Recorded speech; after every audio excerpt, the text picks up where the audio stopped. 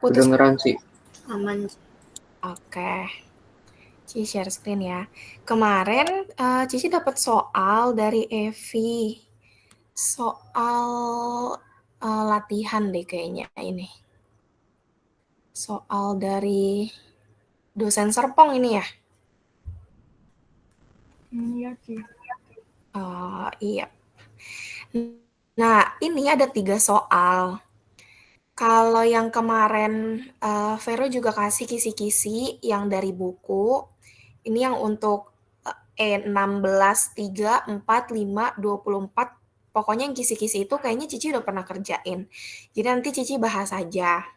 Nah, jadi kita kerjain soal yang ini dulu kali ya. Soal yang dari dosen Serpong. Di sini untuk soal ujian kalian dikasih tahu nggak kan ada 4 nomor. Yang 2 nomor itu tentang apa ya? Yang topik apa yang keluar 2 soal?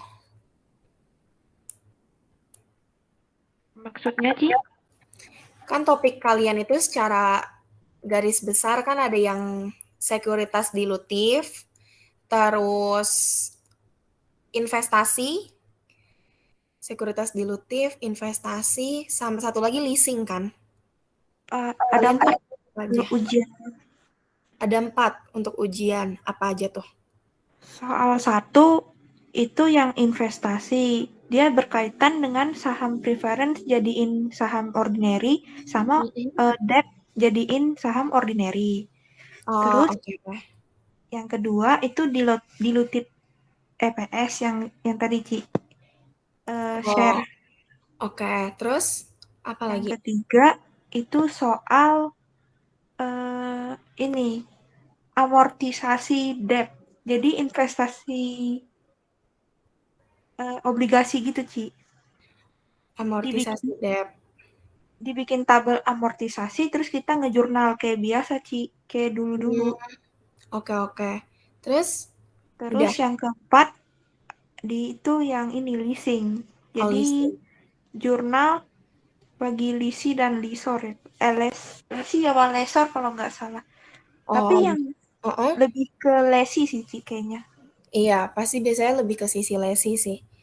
Oke, Iya. kalau di soal yang di-share sama Evi, ini dia ada soal satunya ngomongin obligasi konvertibel, terus hmm, basic sama diluted EPS, sama ini leasing doang sih, dari sisi lesor sama lesi.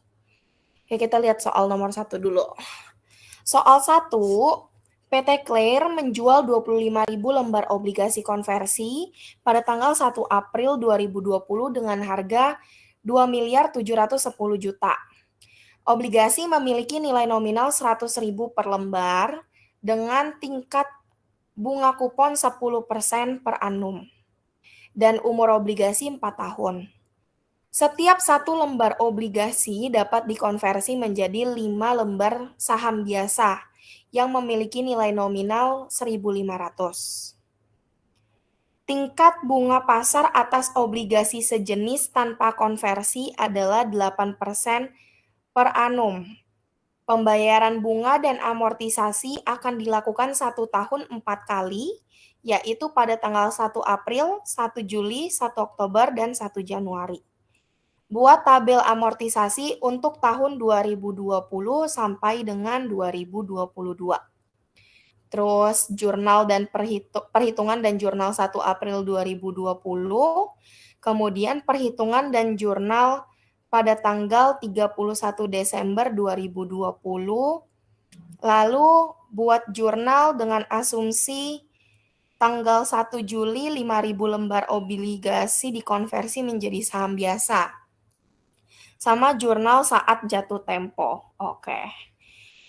Nah, kalau obligasi konversi, itu obligasi yang seperti apa sih? Dijelasin nggak di kelas? Obligasi konversi itu dia sifatnya gimana? Kalau dari yang aku tahu ya, Ci, Mm-mm. dia ini obligasinya bisa dikonversiin ke saham biasa. Jadi kalau dia dikonversi itu nanti mempengaruhi EPS dilutitnya gitu, Ci. Oke, betul. Obligasi konversi, kalau dia nantinya dieksekusi, obligasi ini akan menambah lembar saham biasa yang dimiliki perusahaan. Tapi, obligasi konversi ini bedanya apa sama obligasi yang biasanya kita kerjain?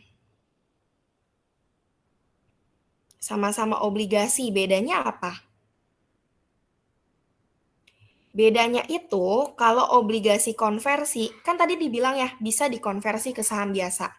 Jadi, nilai 2 miliar sekian ini, ada bagiannya liability, dan ada bagiannya equity. Ada bagiannya liability, dan ada bagiannya equity. 2 miliar 710 juta ini, dia itu dapat dihitung bagian liability-nya dengan cara present value-nya. Dengan cara present value. Untuk present value, masih ingat kan cara hitung present value dari bonds? Nah, itu kita untuk cari nominal liability yang ada dari 2 miliar 710 juta ini. Kita kan belinya, kita kan jualnya 25.000 lembar. Nilai nominalnya 100.000. Bunga kuponnya 10%, market rate-nya atau bunga pasarnya 8%. Umurnya 4 tahun, dibayarkan bunganya 1 tahun 4 kali. Sekarang, coba kita buka Excel-nya. Jadi kalau untuk soal ini, biasakan tulis diketahuinya dulu ya. Cici tuh selalu nulis diketahuinya dulu. Apa yang diketahui dari soal? Soal 1. Di soal 1 ini diketahui lembar obligasi. Lembar obligasi. Kemudian nilai nominal per lembar, coupon rate, market rate, dan N. N ini adalah banyaknya pembayaran bunga. Banyaknya pembayaran bunga. Jadi soal ini diketahui obligasi yang kita punya, kita jual itu 25.000 lembar. Nilai nominal per lembarnya itu 100.000. Kupon rate-nya itu kan 10%. Tapi 1 tahun dia bayar bunga 4 kali. Berarti untuk kupon rate 10% harus kita bagi dengan 4.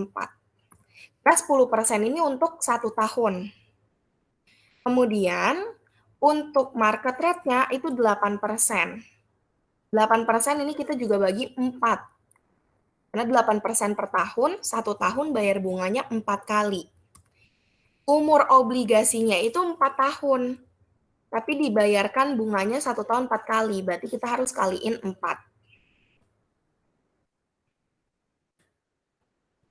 Setelah itu baru kita hitung untuk si present value-nya, present value annuity dan present value principal sama present value annuity-nya. PV-nya, hitung PV, masih ingat ya caranya? Masih ingat atau udah pada lupa? Lembar obligasi dikali nilai nominal dikali angka di tabel yang rumus present value-nya. Angka tabel mana? Tabel 6.2. Kalau yang PVA, lembar obligasi kali nominal kali bunga kupon dikali tabel 6.4. Iya. coupon rate dikali tabel 6.4. Kalau soal ini baik, kalau nanti di ujian soalnya baik, dia nggak perlu ngitung present value lagi. Tapi nggak mungkin sih. Jadi pasti soalnya kalian disuruh ngitung present value. Cuma angka tabelnya itu pasti disajiin gitu. Nah, sekarang kita hitung present value-nya. Present value sama dengan lembar obligasi kita kali nilai nominal, kita kali, coba kita lihat angka di tabel 6.2. Kalian pada punya tabelnya kan? Ada, Ci. Oke. Kalian coba cek tabel. Yang dilihat pakai market rate atau coupon rate? Market rate. Market rate. Present value sama present value annuity selalu gunakan market rate ya. Berarti kita lihat yang 2%, periodenya 16. Berapa present value-nya? 0,72845. Oke. Ini nilai PV-nya. Kalau PVA-nya itu lembar obligasi, kita kali nilai nominal, kita kali coupon rate, terus berapa angka di tabelnya? 13,57771. 57771.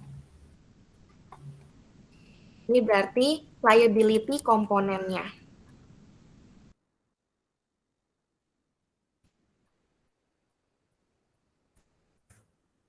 Liability komponen. Tadi harga jual kita berapa? 2710. Oke. Bonds harga jual, selling price. Selling price bonds. Itu 2,710,000,000. Berarti ini ada selisih kan? Selisih ini yang disebut dengan share premium convertible bonds.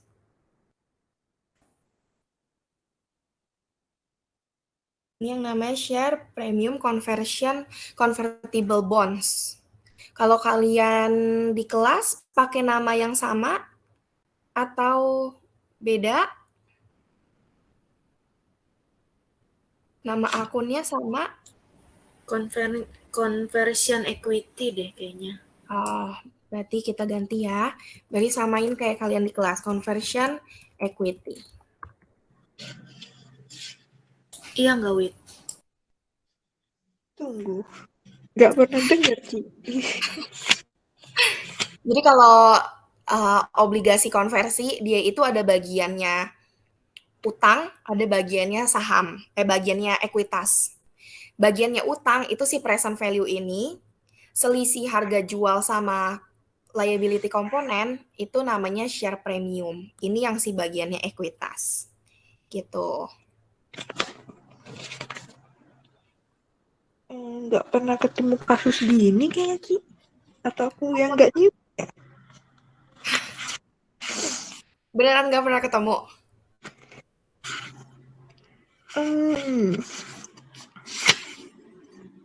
Nggak tahu, Ci. Ini akunnya aku baru pernah denger, Ci. Oh, baru pernah dengar. Oke. Jadi ini kalau ada selisih nilai jual, ini namanya share premium conversion equity. Terus, share premium ini kalau kalian masih ingat nih, prinsip 2 kita pernah belajar ya, ada share premium ordinary, share premium preference. Dia sifatnya sama kayak share premium yang udah kita pelajari. Dia ini adalah lumbung keuntungan atau kerugian yang muncul akibat transaksi entah itu penerbitan saham atau penjualan saham. Jadi mau dia gain atau loss menggunakan akun share premium. Hanya posisinya yang berbeda. Share premium kalau misalnya dia untung, posisinya ada di kredit atau di debit? Kredit. Ya. Betul, di kredit. Kalau share premiumnya ada di debit, artinya loss. Kalau di sini, menurut kalian, share premium ini nanti posisinya di debit atau di kredit ya? Si Di kredit. di kredit. Karena harga jual kita lebih tinggi dari utang kita. Berarti jurnalnya kalau kita jual kita dapat apa? Cash. Cash. Cash di debit. Kreditnya ada bonds payable. Nah, kita jual. Satu lagi ada share premium conversion equity. Nilainya, cash ini adalah uang yang kita terima, berarti sebesar harga jual. Bonds payable itu liability komponennya, share premiumnya itu keuntungannya. Sampai sini untuk jurnal sama perhitungan present value ada yang mau ditanyakan dulu? Lupa cara ngitung PV/PVA, Ci. Lupa cara ngitung PV/PVA. PV/PVA kalau di soal ini kan dia kasih taunya lembar sama nilai nominal. Jadi harus kalian kaliin. Kalau dia nggak ngasih tahu lembar sama nilai nominal, tapi langsung nih totalnya misalnya 2.500.000 nilai face value-nya. Itu kalian langsung kalian angka di tabel aja. Kuncinya sih kalau untuk PV/PVA, kalau PV kita cuma kaliin sama angka tabel 6.2, kalau untuk PVA kita harus kaliin dengan kupon rate dulu. Gitu. Kita harus kaliin dengan kupon rate dulu, baru dikaliin angka di tabel 6.4. Di tabelnya pakai market rate ya, Ci? Iya, tabel itu selalu pakai market rate. Ya, tabel selalu lihat yang market rate. Gitu. Terus nih, pertanyaan Cici. Ini kira-kira bonds-nya diterbitkan dengan kondisi diskon atau premium?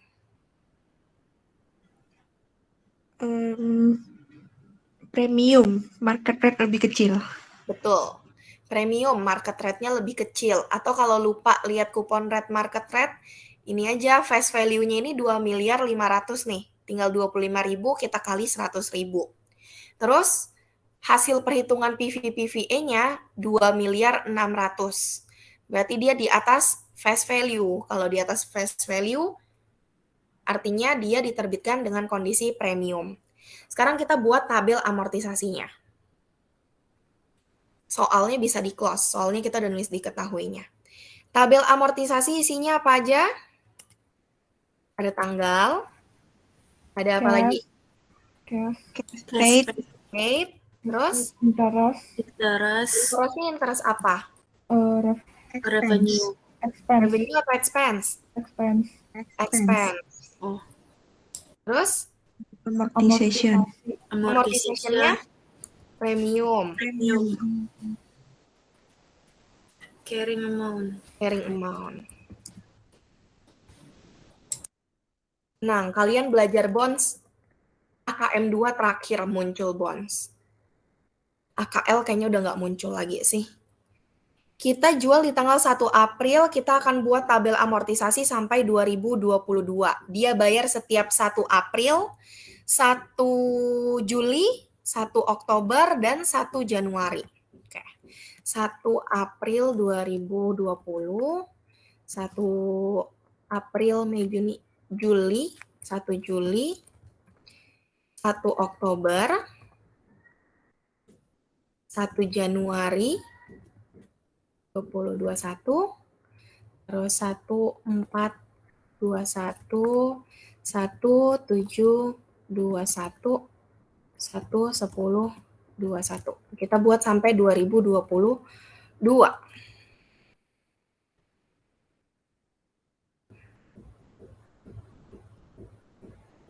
Satu tahun, 2 tahun, nanggung ya, habisin aja ya. Kan kita pakai Excel. Oke. Ini ada harusnya 16 kali ya. 2020.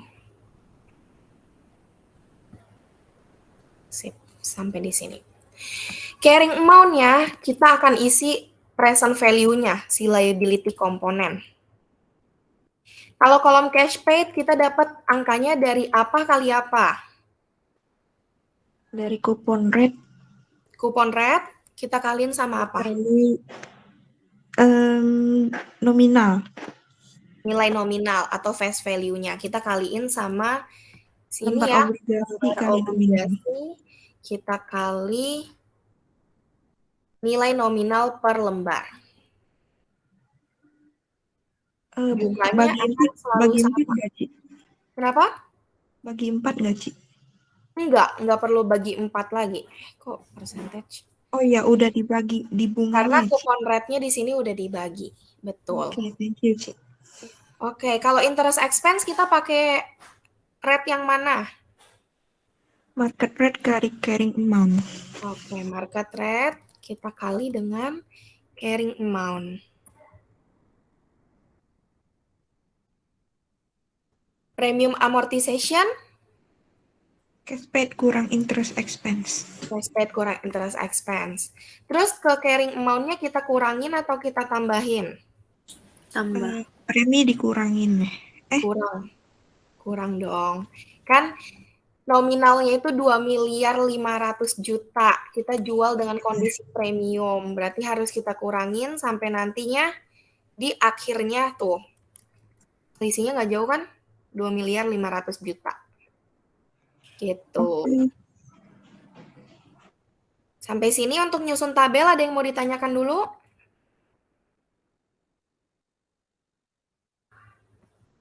Sampai tabel? Ada yang mau ditanyakan? Tadi interest pakai itu persenan yang mana, Ci? Pakai market. Persenan market rate dikali carrying amount. Oke, thank you, Ci. Oke. Ada yang mau bertanya lagi mungkin yang lainnya? Tuh mau tunggu Cici panggil baru ada pertanyaan. Jevon? David? Tonan? Enggak, Ci. Aman? Aman, Antoni? Ci. Oke, kalau aman kita lanjut. Setelah kita buat tabel, kita lihat soalnya butuh apa lagi. Soalnya perlu perhitungan dan jurnal tanggal 31 Desember. Jurnal tanggal 31 Desembernya gampang, kita tinggal sesuaiin si bonds-nya aja. Tuh, kita tinggal sesuaiin jurnal buat bonds-nya. Tanggal 31 Desember 2020. Ini kan kondisinya premium, bonds kita bonds payable. Terus di tanggal 31 Desember ini, jurnal apa sih sebenarnya? Jurnal untuk apa 31 Desember ini? Amortisasi dan pembayaran bunga. Iya, amortisasi dan pembayaran bunga. Tapi karena kita bayarnya itu 1 Januari, ya kita lihat angka yang di sini nih. Untuk 1 Januari, kan bayarnya 1 Januari, berarti di 31 Desember kita baru accrue dulu nih. Jurnal accrue-nya gimana? Interest expense, interest payable. Ya, interest expense, kemudian ada bonds payable, dan interest payable. Angkanya tinggal kita lihat ke sini, interest expense, untuk bonds payable, dan cash paid-nya, interest payable-nya. Sampai sini, ada yang mau ditanyakan dulu untuk jurnal? Cici, kalau misalnya di bonds payable itu aku buat namanya bonds conversion boleh nggak? Ininya, bonds conversion, Ya. kalau kita lihat di buku sih dia gunakan bonds payable ya. Oh, Kalau berarti sama Bu Tere gimana, Evi? bentar. Kalau di sama Bu PD Tere gimana? Kalau dulu Cici sama Bu Nia pakai bonds payable. yang ini Bu Tere nggak begitu. Ini sih nggak tahu aku akunnya sih. Oh gitu. Kalau Cici sih dulu belajar pakai bonds payable, tapi balik lagi ke dosen masing-masing gitu. Kalau dosen kalian nggak mempermasalahkan, ya nggak apa-apa gitu. Oh, berarti Tapi jatuhnya sama aja kan, Ci? Sama aja. Oh, oke. Thank you, Sama Ci. aja. Itu kan kamu pakai bonds conversion karena menurut kamu ini convertible bonds kan? Iya. Tapi kayaknya lebih better pakai bonds payable sih, Vi. Oh, Mendingan oke. pakai bonds payable aja. Thank you, Ci. Oke. Sampai sini ada lagi yang mau ditanyakan? Yang lainnya? Kalau nggak ada berarti soal 1, 2, 3 udah selesai. Kita masuk ke yang keempat. Yang keempat, kita diminta buat jurnal dan perhitungan dengan asumsi tanggal 1 Juli terdapat 5.000 obligasi yang menjadi saham biasa. 5.000 obligasi yang menjadi saham biasa. 1 Juli 2021. Kita akan lihat carrying amount bonds kita itu 1 Juli 2021 ini ya. Si 2622347 203. Ini kan dia nggak ada asumsi tambahan ya. Dia nggak bilang bunganya sudah dibayarkan atau belum. Kalau di soal, baca soal baik-baik ya. Kalau di sini dia cuma bilang, buatlah jurnal dan perhitungan dengan asumsi pada tanggal 1 Juli 2021 terdapat 5.000 obligasi yang dikonversi ke saham biasa. Menurut asumsi Cici, di sini dia nggak bilang, bunga telah dibayarkan. Jadi kita harus jurnal pembayaran bunga dulu.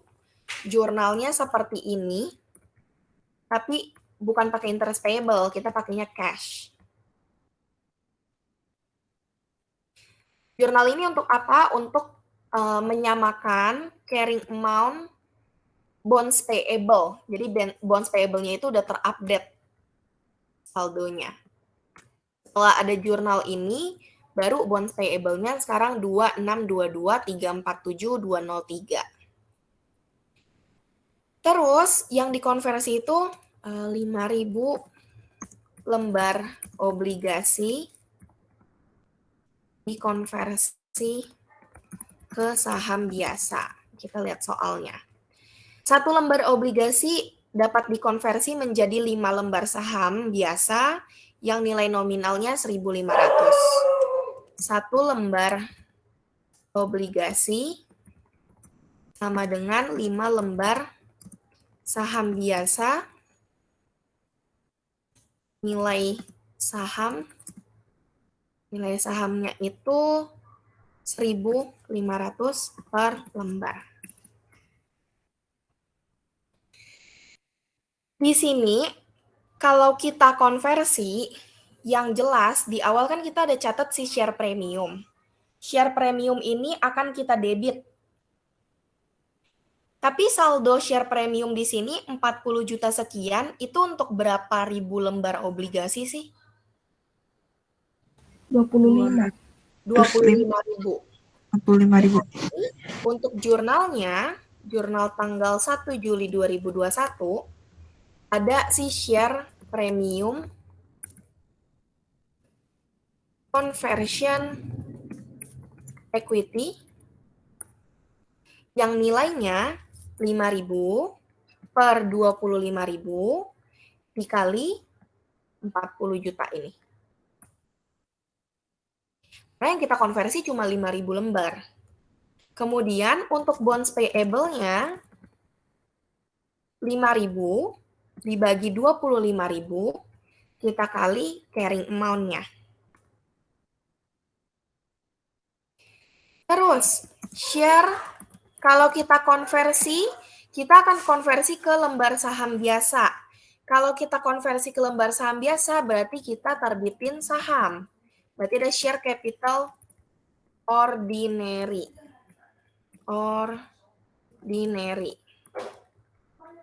Banyaknya 5.000 lembar obligasi, 1 lembarnya jadi 5, berarti 5.000 kita kali 5, kemudian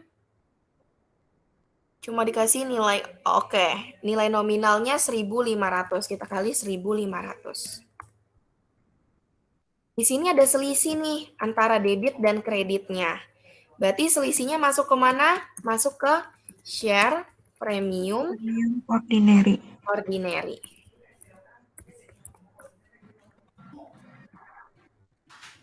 Tinggal kita jumlahin yang di debit, kita kurangin yang kredit. Sampai sini ada yang mau ditanya dulu? Ci, mau tanya bonus payable-nya, Ci. Kenapa bonus payable-nya? Tunggu, Ci. I24. I24. Oh, berarti Yang ini. sharing. Lihat di tabel berarti ya, Ci. Iya, lihat di tabel. Ini Cici biruin. Berarti semua harus bikin tabel dulu baru bisa kerjain dong, Ci. Emang harus bikin tabel dulu. Oke, Pasti baiklah. nanti kalian diminta bikin tabel. Tapi harusnya enggak banyak-banyak banget sih. Dikit harusnya. Dua tahun sih kayaknya kemarin dikasih tahu. Iya, biasanya juga ini baru ada soal yang pembayarannya bunganya 4 kali loh. Biasanya kita cuma 1 tahun 2 kali kan. Iya, Jadi kayaknya kemungkinan 2 kali 2 tahun. iya, palingan kalian nanti bikin 4 periode aja. Jadi kalau dari sini ya paling sampai sini doang sih. Gitu. Oke. Thank you, Ci. Oke, sama-sama. Ci, mau nanya yang di share premium conversion equity-nya, Ci. Share premium conversion equity-nya. Yang ini Ya, kenapa? perhitungannya itu tadi 5.000 dibagi 5.000 dibagi 25.000 dikali apa, Ci? Kali sama share premium yang di awal yang kamu catat. Oh, oke. Thank you, Kali Ci. sama share premium ini. Tuh. Share premium conversion equity kan muncul karena adanya bonds payable di awal. Berarti kalau dia udah dikonversi, dia harus hilang. Dia akan pindah ke share premium ordinary. Gitu. Oke, thank you, Ci. Oke. Ada lagi yang mau ditanya?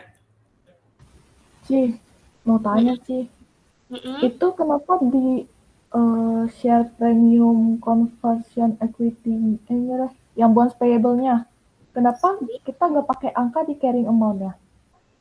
Kenapa kita pakai di carrying amount-nya? Karena kan ini nilai liability komponennya. Kita kan mau lihat liability komponennya. Ini kan terbagi 2 loh. Gitu. Oh, jadi kita lihat bonds payable yang udah dikonversi gitu ya, Ci? Iya, kita lihat ini sebenarnya belum konversi sih, Evi. Jadi tabel amortisasi ini kita bukan konversi si obligasinya, tapi kita ngitung amortisasi atau bagian dari liability-nya aja, bagiannya si bonds, gitu. Oh. Mm-mm. Oke, thank you, Ci. Oke. Ada lagi yang mau ditanya?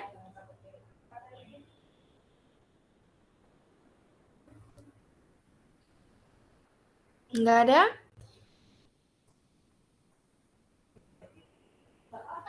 Oke, kalau nggak ada yang ditanya, berarti kita lanjut ke soal yang terakhir poinnya. Buatlah jurnal pada saat jatuh tempo. Nah, asumsinya menurut kalian nih, soal yang keempat sama kelima ini nyambung atau misah? Nyambung maksudnya berarti tanggal 5 ini yang jurnal saat jatuh temponya yang tersisa 20.000. Misah maksudnya di sini itu masih 25.000. Nyambung, Ci. Nyambung. Oke, kalau dia nyambung, jurnal saat jatuh tempo,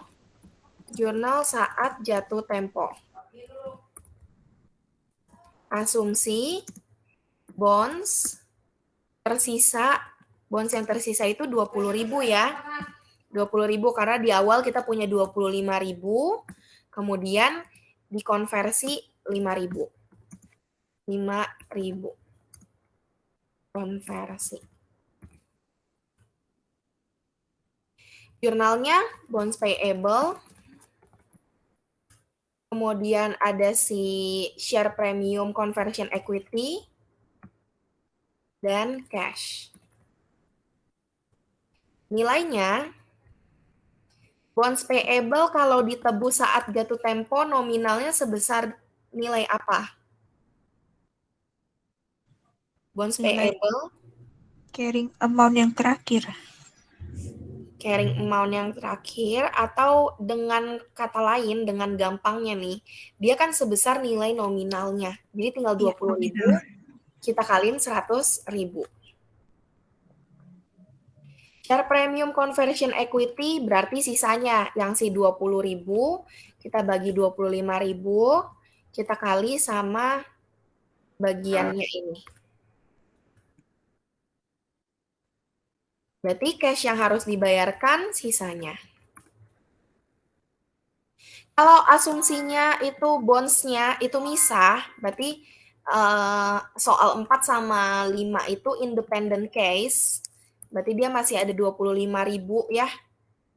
Asumsi bonds-nya tersisa 25.000 lembar, berarti independent case. Jurnalnya tinggal kita balik semuanya. Di sini jadi nominalnya 25.000 dikali sama 100.000. Conversion equity-nya, kemudian cash-nya. Tinggal kita jumlah. Ini. Sampai sini untuk soal 1, ada yang mau ditanyakan dulu? Ci, berarti share premium conversion ini pengaruhnya cuman kalau dia ditukar ya, kalau dikonversi doang ya, Ci? Iya, kalau dikonversi aja. Oke, thank you, Ci. Oke. Ada yang mau ditanya mungkin? Sampai sini? Ci, tadi saya kelewatan yang share premium conventional equity. Itu tadi apa dikurang apa ya, Ci? Conversion equity itu present value dikurangi sama selling price-nya. Yang di itu, Ci, yang asumsi bonds tersisa 20.000. Kalau yang 20.000 berarti kamu tinggal kaliin aja 20.000 dibagi 25.000 kaliin share premium conversion equity yang kamu punya di awal. Oke, thank you, Ci. Oke. Sampai sini ada lagi yang mau ditanya untuk soal 1? Ci, yang tanggal 1 bulan 7, Ci. Yang 1 bulan 7 yang ini? Iya, Ci, yang itu. Kenapa? Boleh diulang nggak, Ci? Boleh. 1 bulan 7 ini kan kita mau konversiin lembar obligasi kita ke saham biasa. Kita harus update dulu carrying amount bonds kita. Cara update-nya kita buat jurnal pembayaran bunga dan amortisasi obligasi. Setelah itu, baru kita konversi. 1 lembar obligasi, kita akan konversi ke saham biasa. Kalau mau kita konversi, share premium conversion equity yang di awal kita catat harus kita debit. Di sini yang kita catat 40 juta sekian ini untuk 25.000 lembar obligasi. Kalau kita mau konversi hanya 5.000, berarti kita harus kaliin 5.000 dibagi 25.000 dikali share premium conversion equity-nya. Kemudian, bonds payable yang ada di carrying amount ini adalah bonds payable untuk 25.000 lembar. Jadi kita harus kaliin bonds payable-nya di sini 5.000 dibagi 25.000 dikali carrying amount. Setelah itu, kita kan kalau konversi ke saham biasa berarti perusahaan perlu nih terbitin saham biasa. Perusahaan terbitin saham biasa berarti ada akun share capital ordinary di kredit yang kita hitung dengan cara yang kita konversi 5.000 lembar obligasi. 1 lembarnya jadi 5 lembar saham biasa, berarti 5.000 kita kali 5, harga sahamnya atau nilai nominal sahamnya itu 1.500. Berarti 5.000 kali 5 kali 1.500. Dapatlah nilai 37.500. Antara debit dengan kredit ada selisih nih.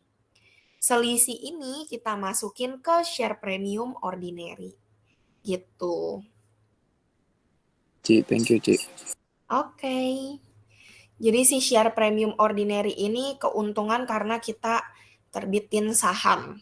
Gitu. bonds yang ditukerin buat saham yang nilainya 37.500 itu ini totalnya ada 532, 523, 066. Kita mau peroleh 37.500. Berarti sisanya kita masukin ke keuntungan karena kita terbitkan saham. Begitu. Ci, kalau misalnya harga jual bonds kan lebih rendah dari PV-nya. Terus berarti kan nanti share premiumnya awalnya di debit dong. Berarti kita kreditin gitu ya, Ci? Selling price-nya itu pasti selalu lebih tinggi. Paling dia kondisinya diskon atau premi aja sih. Kalau misalnya dia kondisinya diskon, berarti share premiumnya lebih besar lagi. Gitu. Kalau dia diskon, oke. Thank you, Ci. Karena kalau dia diskon kan dia ininya kecil kan, nominalnya lebih kecil lagi. Kurang dari 2,5. Betul, kurang dari 2,5 miliar. Sip. Thank you, Ci. Sampai sini? Berarti nggak ada keadaan pas share premiumnya di debit ya, Ci? Sejauh yang Cici belajar sih belum nemu ya, belum nemu yang kondisinya dia di debit. Kalau misalnya dia di debit, apa bedanya dia sama bonds biasa? Justru kan muncul dia ada komponen liability, dia bisa di-convert supaya harga jualnya lebih tinggi. Kalau dia harga jualnya lebih rendah, buat apa dikonversi? Gitu. Jadi sejauh yang Cici belajar sama latihan soal yang didapat sih, dia pasti ada di kredit ya. Dia pasti untung sih. Gitu. Oke, Ci, thank you. Oke. Kita lanjut ya. Kita lanjut ke soal 2 kali. Kita geser ke sini. Soal 2. Nah, untuk soal 2, kita lihat soalnya dulu. Pada tanggal 1 Agustus, Pak Tony mendirikan perusahaan dengan jumlah saham awal 1.200.000 lembar. Diketahui pada baru-baru ini perusahaan melaporkan laporan tahunannya berdasarkan kalender Romawi. Selama tahun 2021 dan 2022 tidak ada penambahan lembar biasa. Berarti dari 1 Agustus 2021 sampai 31 Desember 2022 itu jumlah lembar saham biasanya berapa? Sama dong, Ci. Sama, 1.200.000. Berarti di 1 Januari 2023 masih 1.200.000. Sekarang kita lanjut. Di 2023, 1 April, perusahaan menerbitkan tambahan 600.000 saham tunai. Kemudian di tanggal 1 Juni 2023, perusahaan melakukan stock split 1:2. Berarti 1 lembar saham biasa jadi 2 lembar. Pada 1 Agustus 2023, perusahaan membeli kembali 150.000 lembar saham beredarnya, berarti treasury. Pada tanggal 1 Oktober, perusahaan melakukan pembayaran dividen share sebanyak 20%. Pak Tony juga menerbitkan obligasi yang dapat dikonversi senilai 540 juta untuk 10 tahun. 8% pada nilai nominal pada 1 Juli 2023. Setiap obligasi dengan nilai 1 juta dapat dikonversi menjadi 25 saham biasa. Pada setiap tanggal pembayaran bunga, tidak satu pun dari obligasi dikonversi. Beban bunga pada komponen liabilitas obligasi konversi untuk tahun 2023 adalah 27 juta. Terus Pak Tony memiliki 10.000 opsi saham yang dapat digunakan untuk membeli saham biasa dengan harga per lembar 1.500, di mana par value 1.000. Pak Tony sedang menyiapkan laporan tahunannya untuk fiskal yang berakhir pada 31 Desember 2023. Laporan tahunan tersebut melaporkan laba bersih setelah pajak sebesar 2.900.000.000 dengan tarif pajak 30%. Buatlah perhitungan terkait basic EPS dan diluted EPS. Kalian di kelas dibahas tabel nggak? tabel untuk hitung weighted share? Ada, Ci. Nyerah, Ci. Soalnya panjang banget, Ci. Oke, kita bahas pelan-pelan kali ya. Ini kalau dibaca semua emang panjang banget, tapi sebenarnya kalau dijadiin ke tabel itu nggak panjang-panjang banget. Sekarang kita buat dulu ya. Cici copy paste tabelnya deh. Bentar, cari dulu.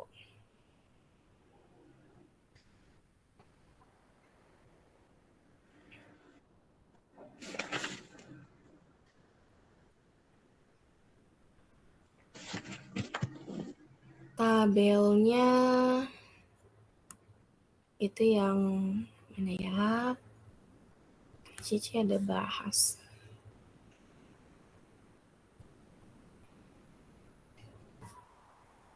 Ini dia.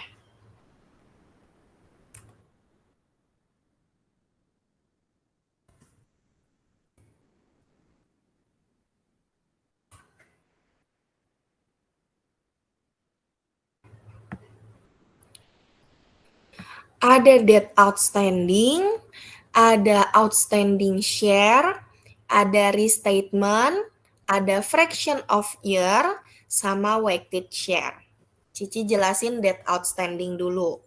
Debt outstanding ini adalah lembar saham, tanggal di mana lembar saham yang outstanding share ini beredar.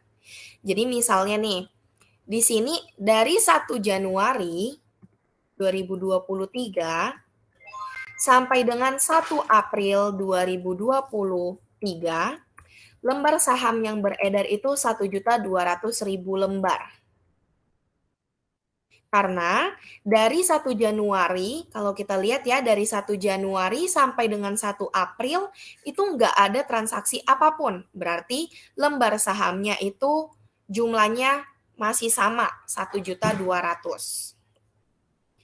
Kemudian, di tanggal 1 April 2023 sampai dengan 1 Agustus 2023 ada penambahan saham. Dia menerbitkan 600.000 saham karena adanya share split. Lalu di tanggal 1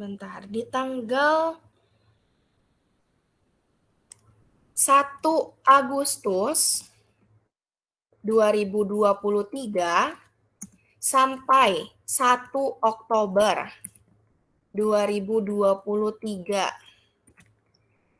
perusahaan membagikan dividen sebesar 20%, dividen saham sebanyak 20%. 20% ini dari jumlah lembar saham yang beredar.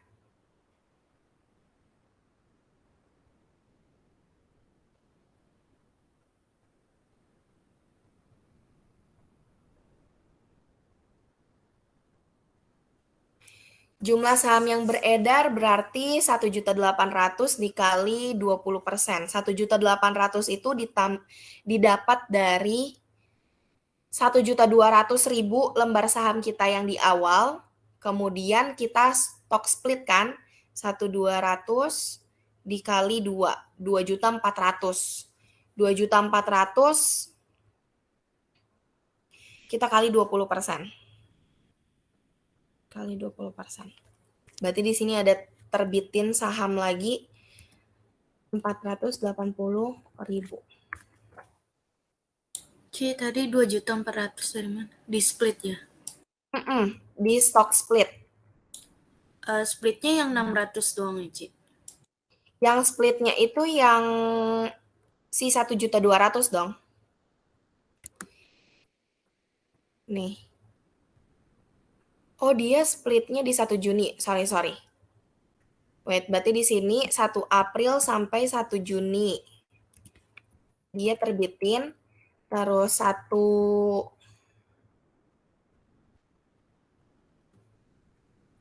Juni sampai 1 Agustus. 1 Juni, 16 sampai Agustus. Itu stock split. Outstanding share-nya berarti jadi berapa?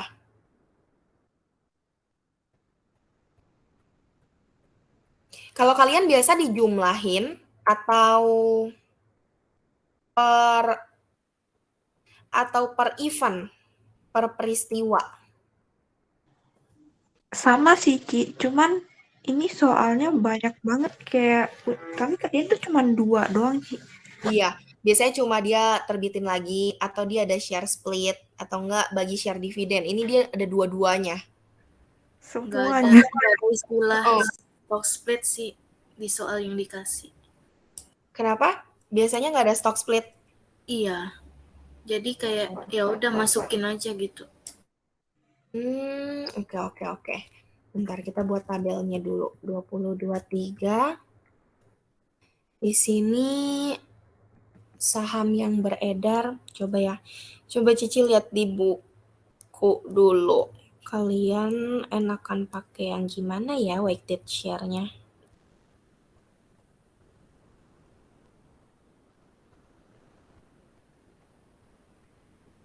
Oh, langsung ditambah. Berarti di awal kita ada 1.200.000, kemudian kita terbitin lagi 600.000, berarti 1.200.000, kita tambah 600.000. Lalu di tanggal 1 bulan 6 sampai 1 bulan 8, ini stok yang beredar itu kita kali 2 ya. 1.800.000 kita kali 2. Berarti yang beredar itu udah 3.600.000. Di tanggal 1 Agustus kalau nggak salah dia ini beli kembali 1 Agustus sampai dengan 1 Oktober, berarti di sini akan kita kurangi 3.600.000, kita kurang 150.000. Lalu terakhir 1 Oktober 2023 sampai dengan 31 Desember 2023. Ini kita akan hitung weighted share untuk basic EPS dulu ya. Basic EPS. Ini kita hitung untuk basic EPS dulu. Dia bagi 20% dari saham beredar. Saham beredarnya 3450. Jadi 3450.000 kali 1,2. Bertambah 20%. 3450 ditambah 20%. 4140. Oke. Kolom restatement. Restatement ini muncul ketika perusahaan melakukan share split dan membagikan dividen. Tadi kan kita share splitnya itu di sini ya, di tanggal 1 Juni. Kemudian kita bagi share dividen di tanggal 1 Oktober. Berarti di sini kita harus kaliin dengan 2,2. Kenapa 2,2? Karena restatement ini untuk menyajikan kembali kalau sahamnya itu di split di awal periode dan dividen saham ini telah bertambah di awal periode. Nah, di sini tuh terus 2,2 sampai titik di mana dia share split. Lalu setelah dia share split, di sini udah sisa 0,2. Yaitu si pembagian dividen aja. Fraction of year, ini tuh lembar partial year si saham ini beredar. Jadi dihitung dari 1 Januari sampai dengan 1 April, itu berapa bulan? Kan 3 bulan ya, berarti fraction of year-nya 3/12. Kemudian yang 1 April sampai dengan 1 Juni, April, Mei 2/12. 1 Juni sampai 1 Agustus, Juni, Juli 2/12 juga. Kalau yang berikutnya? 2. 2 juga ya. Terakhir? 2/12 juga. 2/12 atau 3/12? Bulan 3/12. 3/12. 3/12. Oktober, November, Desember ya. 3/12. Sampai sini untuk hitung sampai fraction of year. Ada yang mau ditanya dulu nggak? Restatement, Ci. Restatement. Cici udah tahu. Pasti kalian bakal nanya di restatement. Restatement ini cuma muncul kalau ada share split dan dividen. Jadi, kalau dia ada share split, itu kita harus tambahin di sini 20%-nya. Harus kita kali 20% lagi. Gitu. Kalau misalnya dia nggak ada share split, kalau dia ada share split, berarti kaliin dengan nominal lembar saham. Dari satu lembar saham jadi berapa? Misalnya dia stock splitnya 1/5. Berarti restatement di sininya 5. Gitu. Masih belum, Ci. Masih Ini belum nyambung, Ci. 2,2 dari mana, Ci? 2,2 itu dari stock splitnya. 2 tambah 20%. 2 ditambah 20%. Oh, Jadi stock splitnya 2 ditambah 20%. terus yang di selanjutnya 0,2 kenapa, Ci? Kenapa 0,2? Karena ini udah after split. Berarti tinggal 20%-nya. Share dividennya aja. Betul. Tinggal si share dividennya aja. Kalau misalnya yang Cici bilang 5, berarti 5,2 tetap 5 atau 5 ditambah 20% dari 5, Ci. 5,2. 5 ditambah 20%. 5,2 kan? 5, enggak, tetap 5,2. 20%. 20% dari 1 gitu ya, Ci? Oke, paham, Ci. Thank you, Ci. Oke. 5,2, Ci.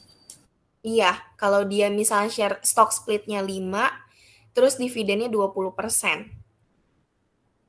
5,2. Oh, yang 0,2 belakang itu ngikutin dividen. Oh, oke, Ci. Oke. Terus kalau nggak ada stock split tapi ada dividen gimana, Ci? Berarti kalian 0,2. Restatementnya dari awal 0,2 gitu, Ci. Betul. Thank you, Ci.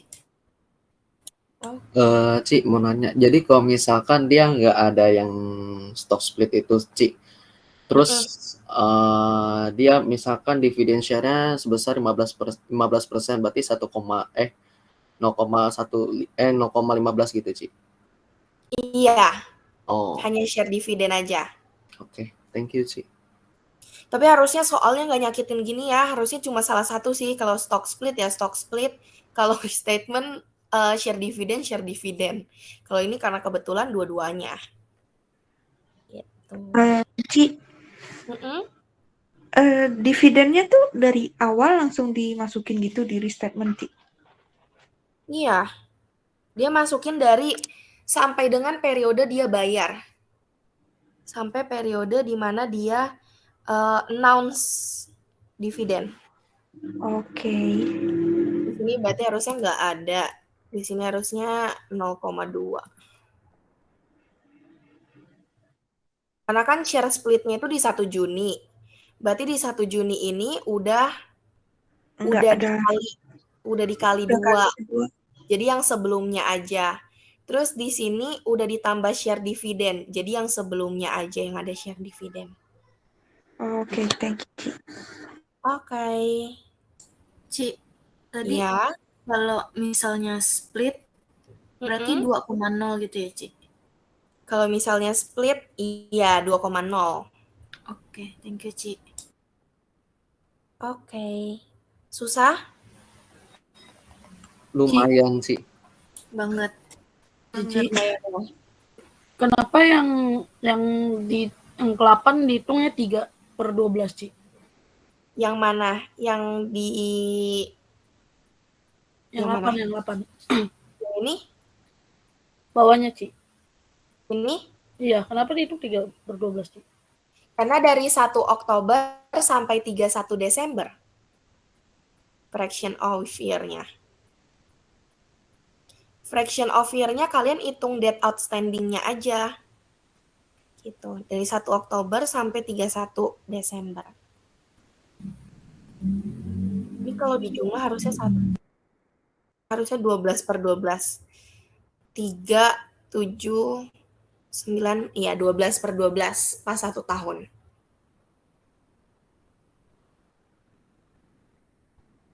Ada yang mau ditanya sampai di sini? Atau masih aman? Oke sih, Ci. Oke. Kalau ngitung weighted share-nya gampang. Kita tinggal kaliin outstanding share, kali restatement, dikali fraction of year. Ini juga sama. Kita kaliin. Di sini fraction of year-nya berubah. Ini sama, tapi restatement-nya yang berubah.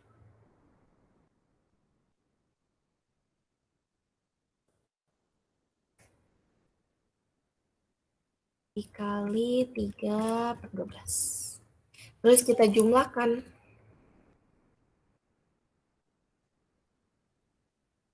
Ci, Ini nanya. dapat weighted share-nya. Kenapa? Itu tadi kan yang di tanggal 1 Juni 2023 kan dia tetap 2,2 dong restatement-nya. Ini berubah, Ci. Kenapa, Ci? Kenapa? Karena di 1 Juni itu dia stock split. Berarti 3,6 ini udah stock split-nya. Jadi duanya nggak muncul lagi. Dia cuma muncul yang share dividen aja. Harusnya 0,2. Bukannya setelah terjadi periode stock split-nya itu baru dia berubah ya, Ci? Oh, enggak dong. Pas di tanggal 1 Juninya dong. Oh, oke. Thank you, Ci. Oke. Ci, mau tanya dong, Ci. Kenapa?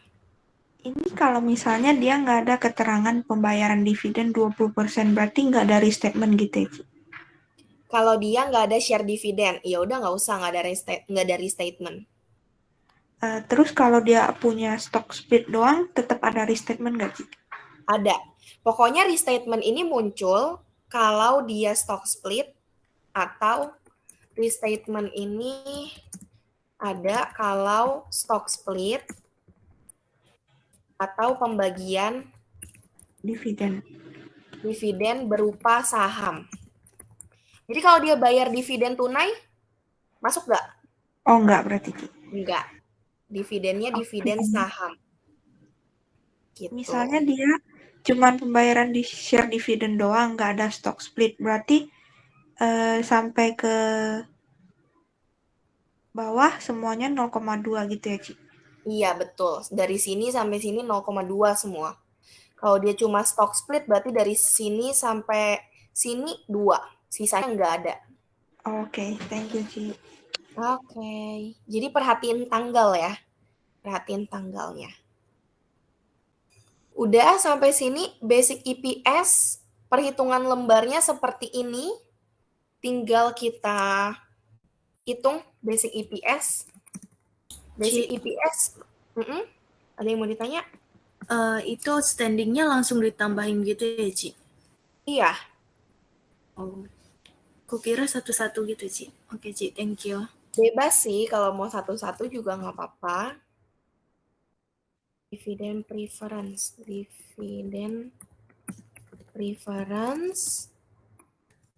dibagi dengan weighted share.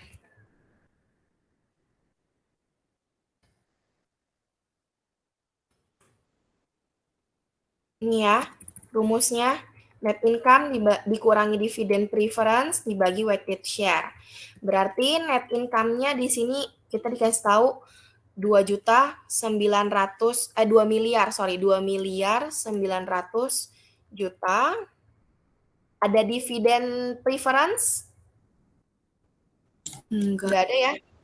Jadi langsung kita bagi dengan total weighted share. Ini adalah basic EPS dari soal 2. Sampai basic EPS, kalau basic EPS tinggal masukin rumus sih.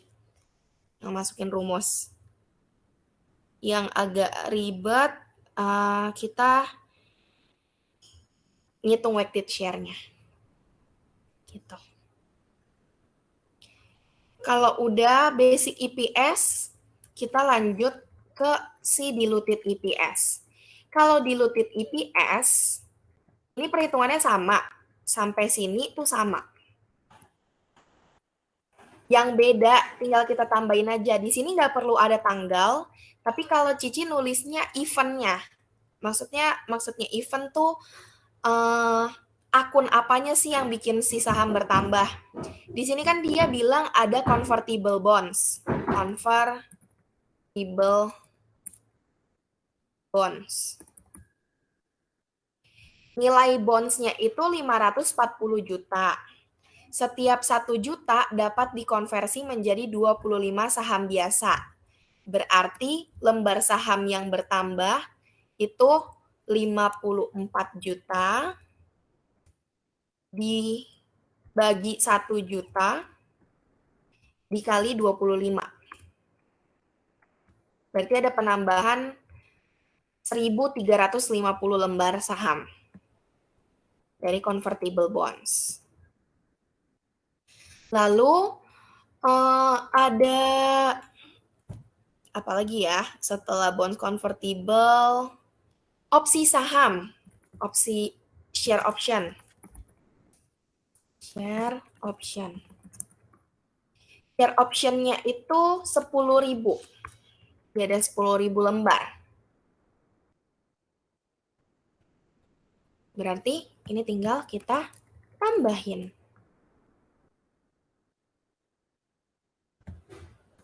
Ada lagi nggak ya keterangannya? Coba kita lihat dulu, biar Excel-nya bisa digedein.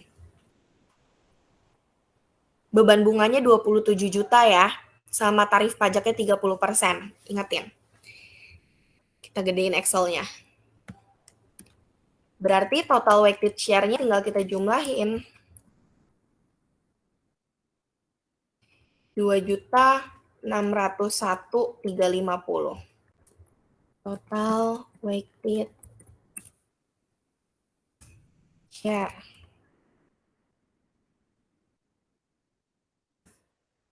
Kita kotakin dulu. Ini untuk yang diluted. Nah, kalau diluted EPS, bedanya sama basic EPS, rumus awalnya sama. Rumus awalnya sama. Yang berbeda, kita perlu tambah atau kurangin. Kita perlu tambah atau kurangi efek dari sekuritas dilutif. Contohnya, convertible bonds. Kalau ada convertible bonds, kita tuh bayar apa sih ke pembeli bonds? Bunga. Kalau bonds-nya udah dikonversi, masih bayar bunga? Enggak. Enggak. Berarti kalau udah nggak bayar bunga, laba kita akan bertambah atau berkurang? Bertambah. Bertambah. Berarti kita tambah dengan interest expense yang net tax. Terus selain itu, yang ngaruh lagi kalau preference share. Kalau preference share itu kan kita akan bayar dividen preference ya. Kalau seandainya dia dikonversi ke saham biasa, masih ada nggak dividen untuk convertible preference share? Enggak ada. Nggak ada. Berarti dia ditambah juga nih. Ditambah dividen convertible preference share. Ini rumusnya. Jadi tinggal kalian ingat aja sih. Kalian harus hafalin, nggak harus hafalin sih, ingat logikanya aja. Kalau kita punya bonds, kita bayar bunga. Kalau udah nggak punya bonds, berarti bunganya nggak dibayar lagi. Jadi tinggal kita tambahin. Tadi, si net income kita itu kan 2.900 juta. Terus, bunga kita itu 27 juta. 27 juta ini belum dipotong pajak, jadi harus kita kurangi dulu dengan komponen pajaknya. Pajaknya itu 30% dari 27 juta. Habis itu baru dibagi dengan si total weighted share.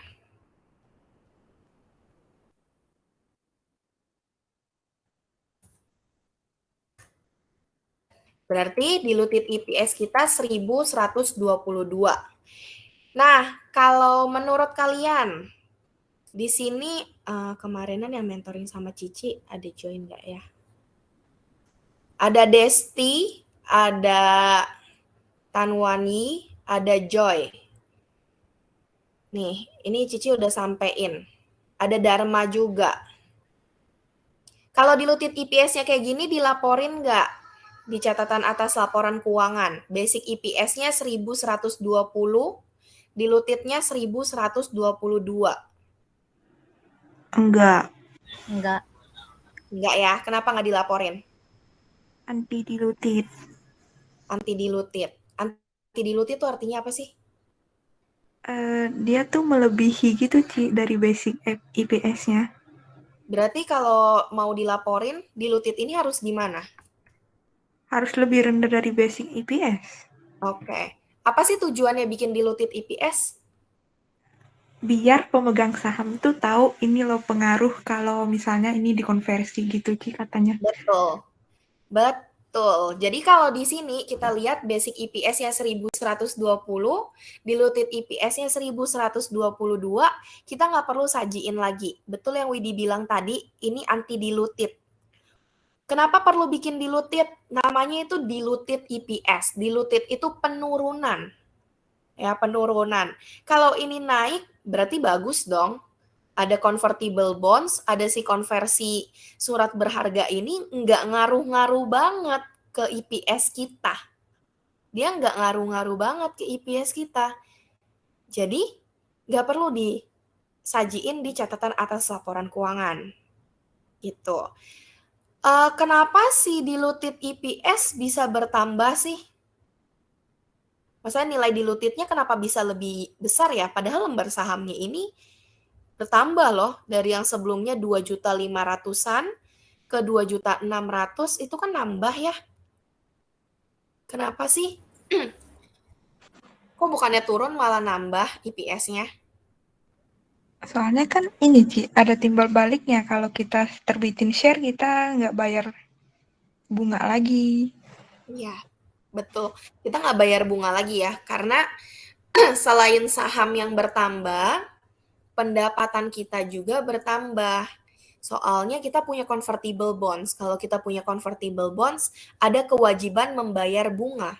Kalau bunganya nggak dibayarkan lagi, saham kita bertambah, tapi pendapatan kita juga bertambah. Makanya di sini diluted EPS-nya bisa lebih besar dari basic EPS. Gitu. Sampai sini untuk basic dan diluted EPS, ada yang mau ditanyakan dulu? Ci, mau tanya, Ci. Kalau kasusnya itu kan misalnya dia itu bonds sama preference share ya. Kalau misalnya yang bonds-nya diluted, yang di preference share-nya anti diluted, itu bisa nggak ya, Ci? Jadi kayak terpisah gitu. Enggak, dia disatuin kok ngitungnya, Wit. Jadi nggak ngaruh. Dia nggak ngaruh. Berarti Nggak mungkin gabung jadi dua. aja langsung ya, Ci? Gabung aja langsung.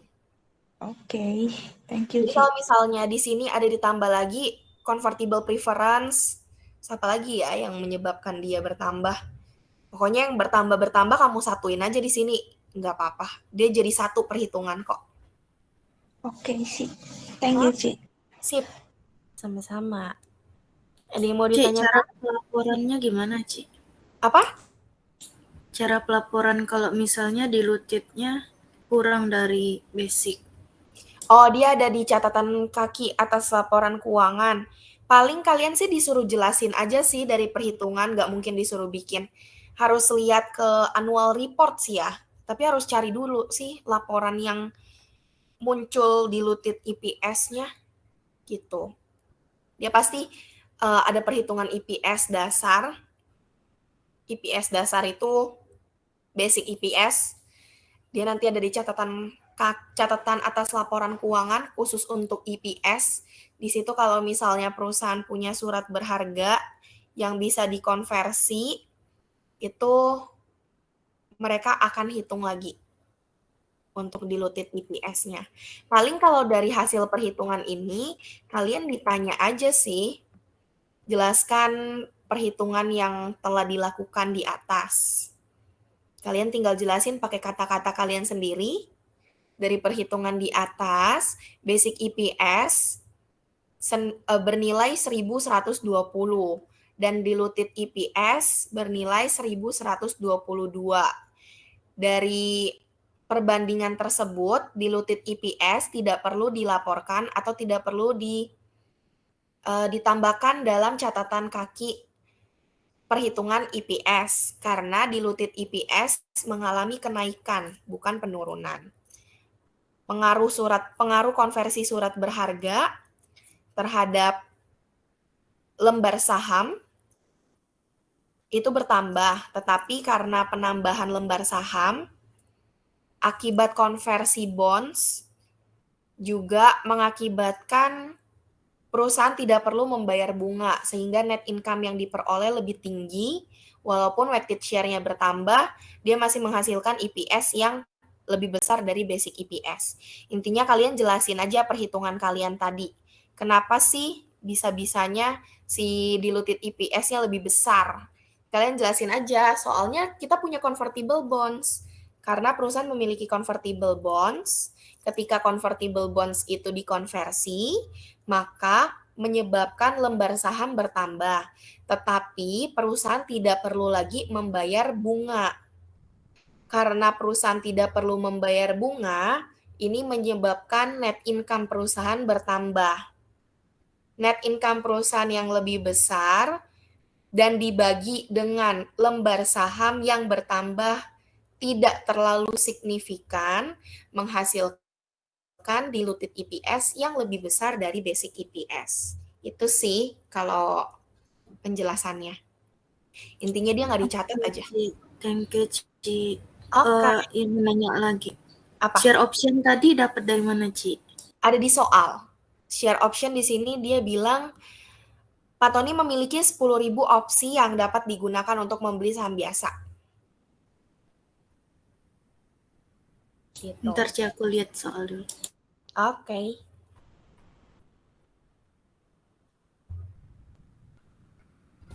Ci, itu apa? Berarti keterangan harga opsinya itu nggak berguna ya, Ci? Nggak guna. Keterangan harga opsi nggak berguna. Nggak dipakai, kecuali dia mau eksekusi.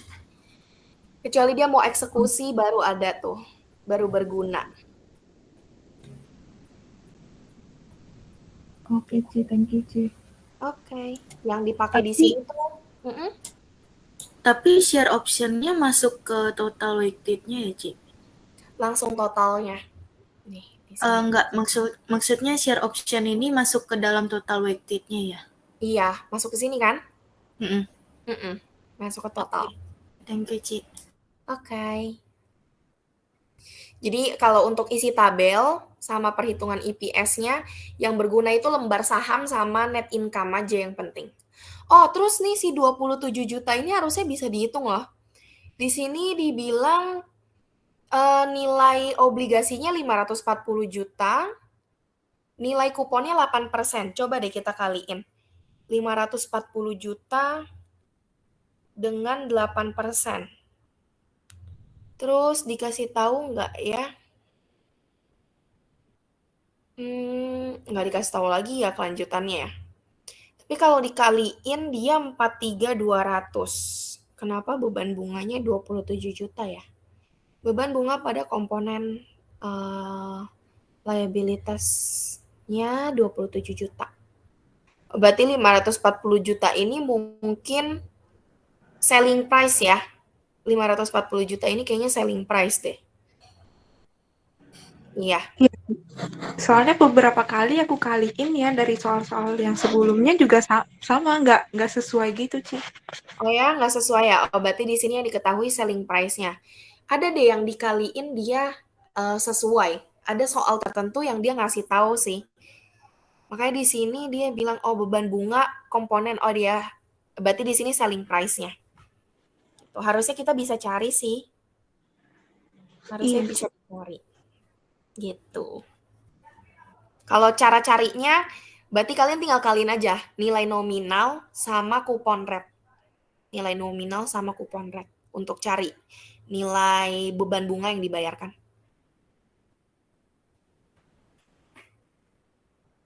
Sampai sini untuk soal 2 ada yang mau ditanyakan dulu? Atau sudah aman untuk basic IPS dan diluted? Aman. Seharusnya aman.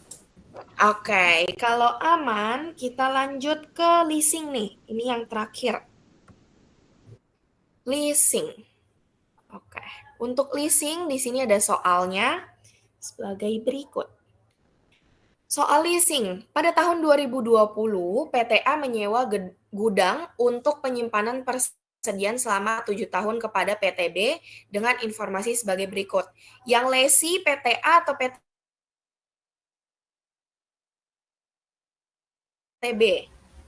PTA. Lesornya PTB ya. Iya. Di sini masa leasingnya itu selama 7 tahun bersifat non-cancelable. Masa leasingnya selama 7 tahun bersifat non-cancelable. Expected residual value pada akhir periode leasing adalah $7.000 dan tidak digaransikan. Berarti ini unguaranteed residual value. Pembayaran sewa dilakukan di awal periode, yaitu setiap tanggal 1 Januari.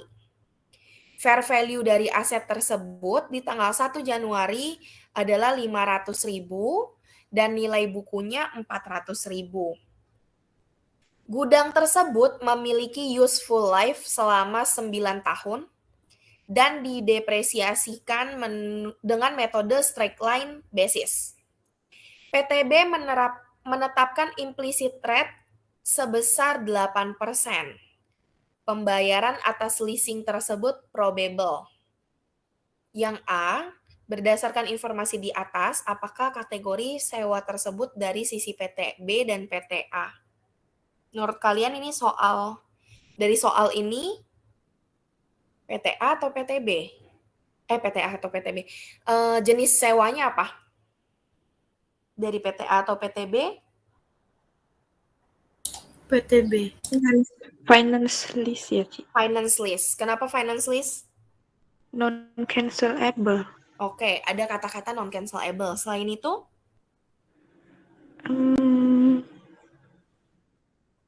Aku nggak hafal, Ci, yang ininya, Ci.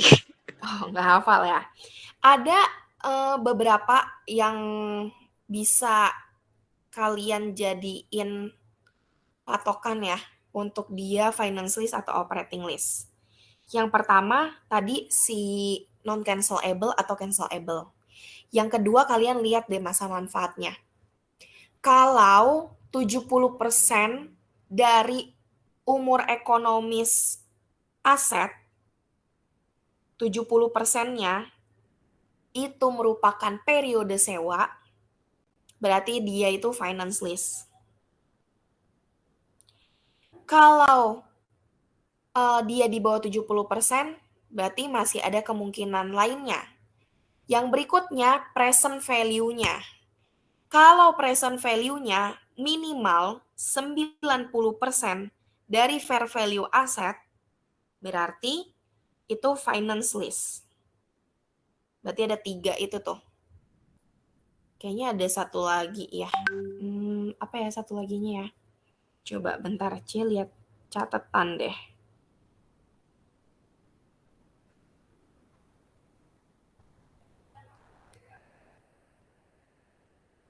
Dia itu 70% masa sewa, 90% present value. Satu lagi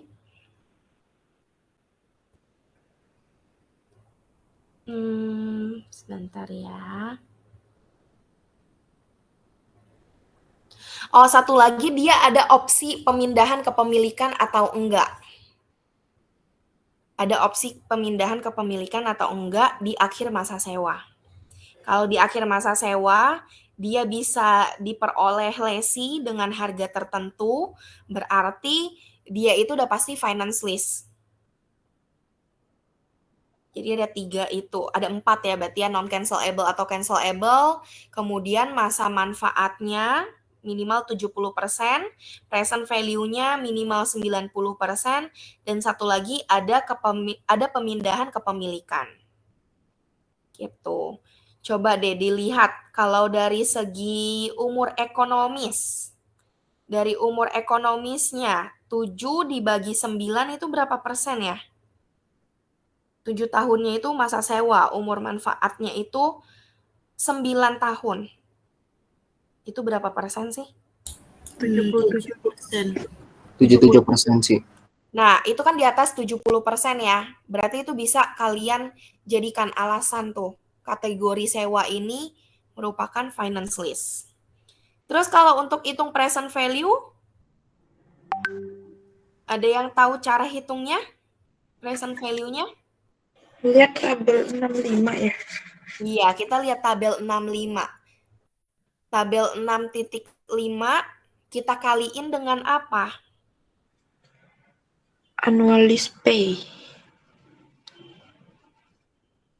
Annual lease pay. Di sini udah ada annual lease pay belum ya?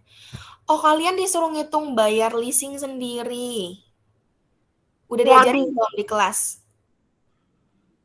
Nggak tahu Bayar sih. leasing sendiri. Di kelas hahaha dong sih. Oh, kalau belum berarti bentar, J cari dulu rumusnya. Ada. Dia itu harus fair value dikali. Harus Itu dikurang. beda tabel lagi kan ya, Ci? Beda tabel lagi. Kita lihatnya tabel 6.4 sama 6.5. 6.4 itu yang sama kayak punya bonds. Alah. Sebentar ya, kita lihat dulu. Berarti anak Serpong lebih ini nih belajarnya, lebih jauh. Kalian belajar nggak cara hitung sewa leasingnya? Belajar sih, Ci. Cuman di contoh soalnya langsung diketahui annual lease pay-nya, jadi ya nggak dipelajarin Dikasih lagi. tahu ya. Iya. Kadang ada nih soal yang kayak gini nih, soal-soal menyebalkan. Aduh, waktunya 2 jam, Ci. Soalnya begini. Nah, soal kalian mah nggak sesusah inilah, pasti udah ada list payment-nya, ada annual list payment-nya. Nggak mungkin disuruh ngitung sendiri. Amin. Tenang aja.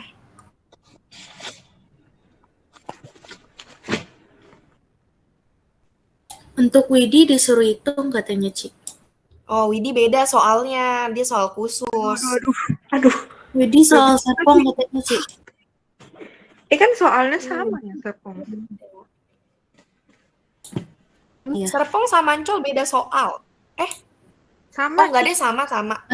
Anak malam aja Kalau katanya yang beda, Ci. Kalau anak malam beda emang. Anak malam yang beda. Pagi malam beda, tapi Ancol Serpong soalnya sama. Oh, pantes. Ancol sama Serpong soalnya sama. Pantes kenapa, Fer? Bisa tanya-tanyaan waktu itu. Yang Serpong. Kita lihat dulu ya. Nggak punya teman Serpong, Ci. Oh, Cici juga sih nggak kenal anak Serpong, nggak pernah main bareng habisnya. Ada nggak ya perhitungan yang sendiri? Harus cari nih. Itu dulu waktu kalau sama Bunia itu belajar ini, ada rumusnya. Harus bongkar catatan deh.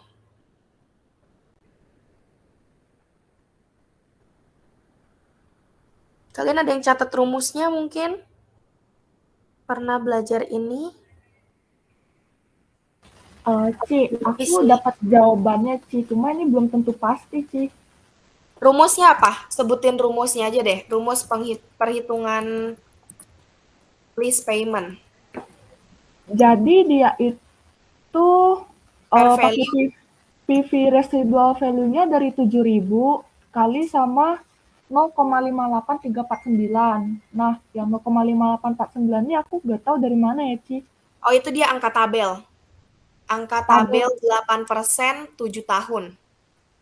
Tapi dia ambil kalinya itu dari residual value-nya, Ci. Harusnya fair value-nya di ini deh. Fair value, kalau nggak salah fair value ditambah dengan guaranteed deh. terus dibagi tabel 6.5. Tapi yang jawaban ini belum tentu benar juga, Ci. Oh gitu. Bentar, Cici cari dulu catatan Cici.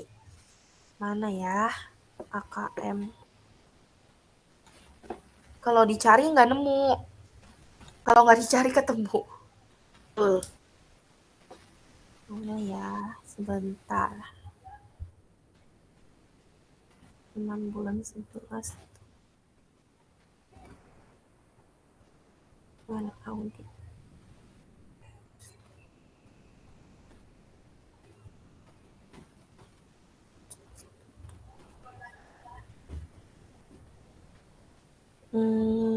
Mana ya AKM 2? Ketemu, Ci. Kenapa? Aku ketemu tapi nggak tahu benar apa enggak. Coba aku sebutin, Cici cek benar apa enggak. Coba. Present value listnya ditambah present value of guaranteed residual value. Oh, nih Cici nemu. Fair value dikurangin present value residual dikurang present value bargain purchase dibagi angka di tabel 6.5. Oh, gitu. Fair value dikurangi present, sama nggak? Present value residual dikurang present value bargain purchase. Bargain purchase ini yang tadi, pemindahan kepemilikan. Bargain purchase itu opsi pembelian gitu loh. Nah, Bunia tuh pernah jelasin, kalau bargain purchase ini ada, lesi itu kemungkinan besar akan ambil. Karena nilai dari asetnya itu pasti ditawarkan dengan nilai yang sangat disayangkan kalau si lesinya nggak ambil. Lesinya nggak ambil. Bagi angka tabel 6.5. Oke. Nah, di soal ini, kalau untuk present value residual, itu kita kaliinnya tabel 6.2. Tabel 6.2. Bargain purchase juga tabel 6.2 deh. Tabel 6.2. Sebentar, Cici validasi angkanya dulu ya. 0,59345.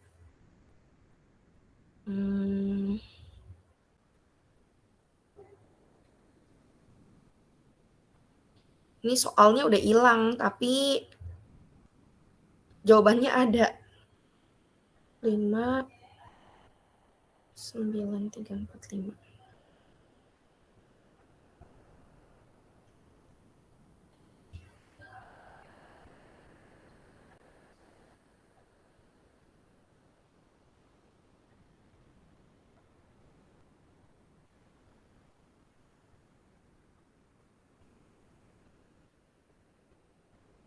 Nah, nemu. Iya benar, tabel 6.2.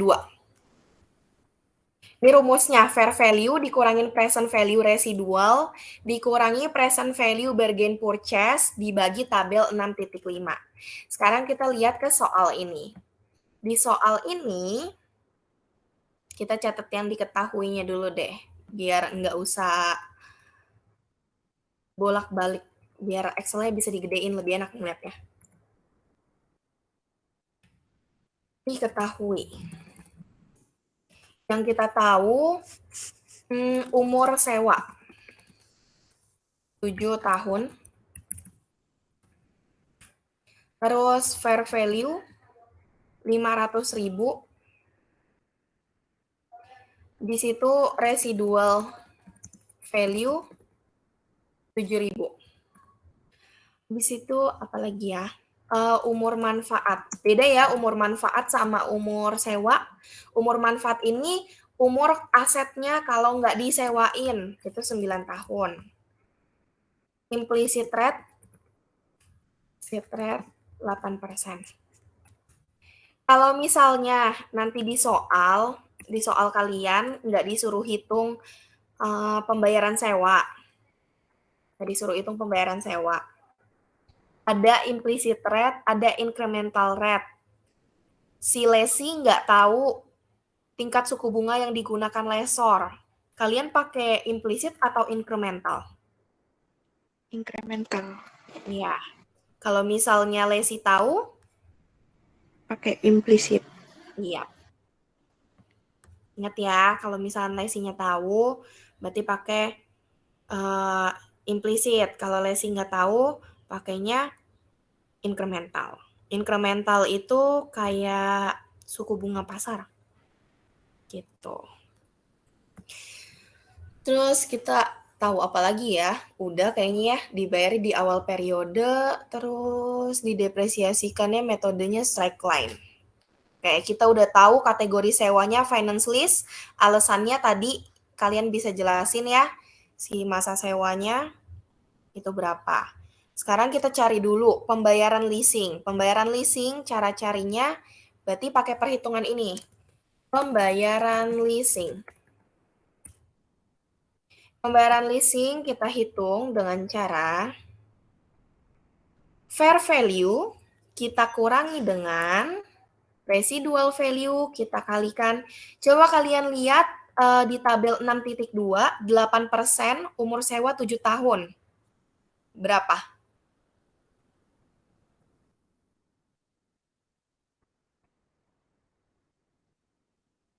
8% 7 tahun.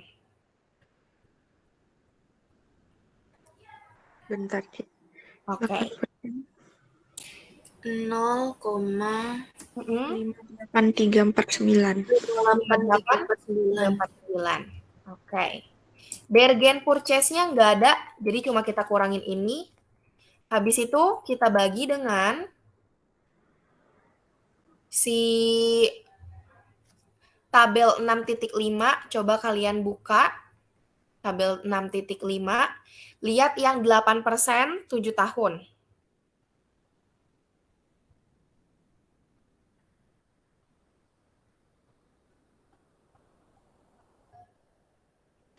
Lima koma 6229. 5,6229. Gini? Iya. Ini tabel yang PV annuity ini kan sih? Iya. PV annuity yang rumusnya 1 plus I dikali 1 min 1 per 1 plus I pangkat N bagi I. Wah, Benar keren, Cik. sih. Itu hafal sih. Dikit-dikit ingat lah. Dikit-dikit ingat lah. Itu rumusnya yang panjang. Kita itu cuma belajar tuh tabelnya bolak-balik 6.2, 6.4, 6.5. Gitu. Bukan Kalau dikit sih. iya sih. Banyak sih sebenarnya. Cici mau apa banyak? Oke, leasingnya pembayarannya segini, udah dapat. Ini kalau misalnya kita kaliin dengan si tabel 6.5 ya. Angka tabel 6.5-nya tetap yang si 5,6229 kita kaliin sama ini, dia nominalnya ini nih, si 495 sekian ini, kalau kalian bagi 500.000 harusnya mendekati 90%. Coba ya, kita bagi ya. 495 ini kita bagi 500.000. Nih, present value-nya di atas 90%. Berarti ini udah pasti finance lease. Paham nggak? Paham, Cik. Bisa kategori finance lease kalau dia tadi non-cancelable, ada bargain purchase, terus umur sewanya minimal 70% dari masa manfaat, pembayaran present value leasingnya itu 90% dari fair value. Gitu. Cik, tapi satu komponen aja yang masuk finance list langsung Satu jadi komponen, ini kan? iya, satu komponen aja yang cocok dia udah langsung masuk ke finance list. Terus bedanya kalau dia nggak finance list kenapa, Cik? Kalau operating list kalian masih ingat kalau kita catat sewa dibayar di muka seperti apa? Oke, paham, Cik. Nah, prepaid rent pada cash itu Iya. operating, itu yang operating. Bedanya si finance sama operating kira-kira apa sih? Kalau ini nanti catat sebagai asetnya ini ya, Cik. Iya, betul. Aset. ada right of use asset. Jadi kalau finance lease, barang yang kita sewa, aset yang kita sewa nih kita akui juga sebagai aset. Kalau operating kita akuinya sebagai apa? Prepaid kan tadi katanya. Kalau prepaid rent ujung-ujungnya Jadi expense. jadi expense. Gitu. Itu sih bedanya si finance sama si bedanya finance sama si operating. Oke. Sampai sini kalian ada yang mau ditanya dulu? Aman sih. Aman ya? Oke, kalau aman kita lanjut berarti ke jurnal. Di sini jurnalnya apa sih? Kita diminta jurnal apa aja? Oh, bikin tabel amortisasi ya. Bikin tabel amortisasi sama jurnal. Tabel amortisasinya sama aja sih. Sama aja tabel amortisasinya.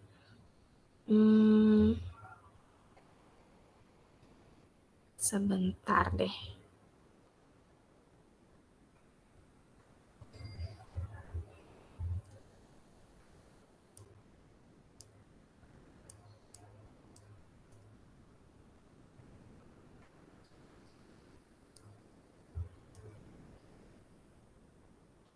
Oh, bedanya cuma di present value, fair value. Tabel amortisasi PT apa dulu? Kita mau kerjain PTA dulu ya, punya Lesi. Kalau tabel amortisasinya Lesi sama tabel amortisasinya PTB, taruh di bawahnya deh. PTB, lesor, itu cuma carrying amount-nya aja yang beda. Di sini ada date, ada annual lease payment, ada interest on lease liability. Berapa persen dia? 8%. Di sini dia nggak ngasih tahu suku bunga incrementalnya. Dan kita disuruh hitung sendiri sewanya, pembayaran sewanya. Jadi di sini 8%. Suku bunga yang dipakai dua-duanya sama. Terus di sini ada reduction of lease liability. Di ujung sini ada lease liability. Kalau yang di bawah, kalau yang di atas itu liability, berarti yang di bawah receivable. Annual lease receivable, annual lease payment deh, masih sama, ini payment. Yang ini receivable,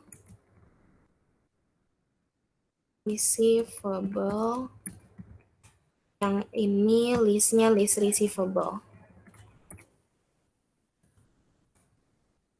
Lease receivable. Oke. Tanggalnya dimulai dari 1 Januari 2020. 1/1/2020. 7 tahun, berarti 1 Januari 2021, 1/1/22, 1/1/23. 7 tahun, berarti sampai sini, 1 tahun. 1, 2, 3, 4, 5, 6, 1 lagi. 7. Ini berarti hal yang sama kita copy paste ke bawah. Kasih gap.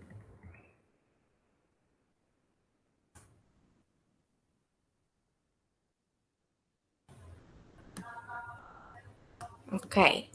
Lease liability ini kita pakai nilai yang si present value ini.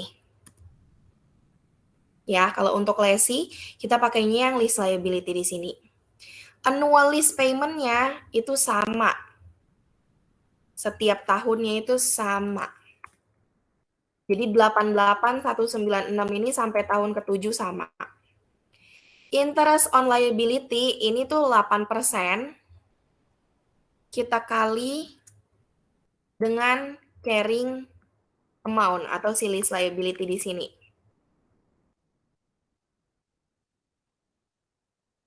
Kali ini salah lagi, harusnya ini dikali ke HF 8. Karena di tahun pertama itu belum ada interestnya masih 0. Reduction of lease tinggal kita kurangin. Ya, ini dikurang juga.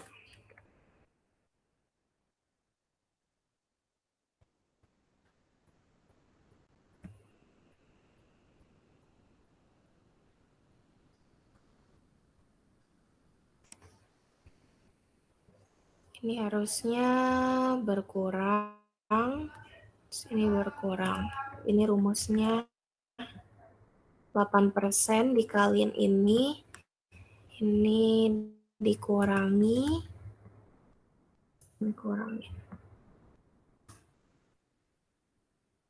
Kenapa ini interest on lease-nya?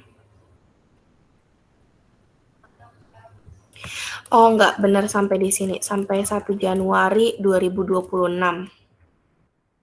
1 Januari 2027 itu dia kan pengembalian kan. Jadi ini sampai 31 Desember. Sampai 31/12/2026. Ini sampai 31/12/2025. 01/31/12/2020. 31/12/2021. 31/12/2022. Terus 31/12/2023. Dan ini sampai 31/12/2024. Ini.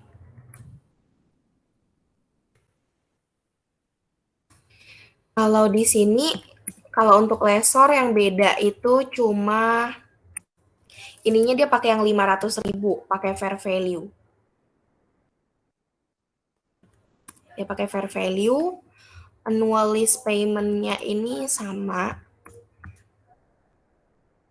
Annual lease payment-nya sama. Reduction of lease receivable-nya begini. Ini kita kurangin ini. Nah, kita tarik rumusnya. Di sini 8%. Kita kali 500.000.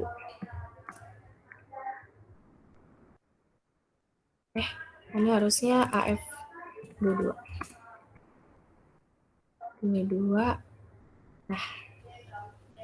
Nih, kalau kalian lihat lease receivable sama si lease liability bedanya di akhir masa manfaatnya ini di sini harusnya 0. Jadi nanti special case sebenarnya akhir tahun interest-nya ini seharusnya 81.665 ya.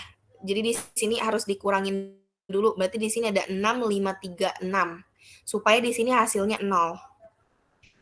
Kalau yang ini dia akan tersisa 7.000. Seharusnya dia ada tersisa 7.000.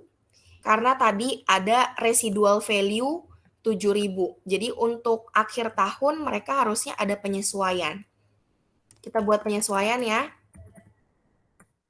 Adjustment-nya ini sama, cuma diisinya terbalik. Ini harus 0. Ini harus 0, berarti di sini harus sama dengan ini. Berarti interest-nya tinggal kita selisih ini. 6530. Kalau di sini adjustment kita tahu di sini harus 7.000 sama dengan residual value. Terus lease payment-nya yang kita terima sama, reduction-nya itu berarti reduction-nya ini dikurangin dengan 7.000. Interest on lease-nya ini.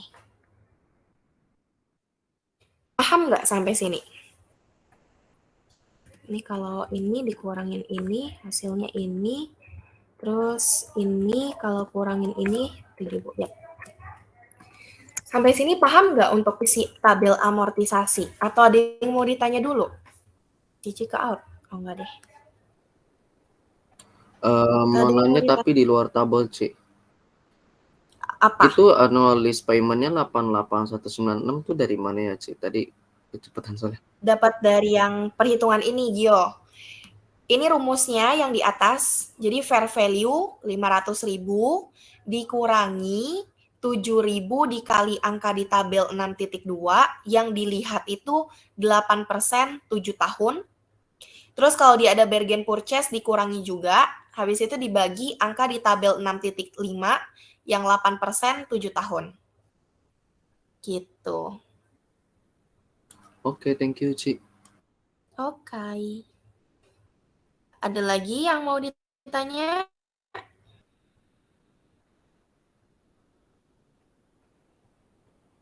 Oke sih, Ci. Aman ya? Aman nih? Amin, Ci. Amin. Doain yang terbaik aja, Ci. Pastilah. Janet, Marta, Michelle, Michela, Rizky, ada yang mau ditanya? Daniel, Catherine, Anthony, Dharma, Aman, Ci. panggil-panggil nih. Joy, aman ya? Oke. Kita lanjut ya, berarti ini udah sisa jurnal nih. Oke, Anthony. Kita lanjut. Berarti udah sisa terakhir nih, jurnal PTA, PTB. Kita buat 2 sisi aja kali ya. Biar nanti kalian bandingkan. Jurnal sisi lesi dan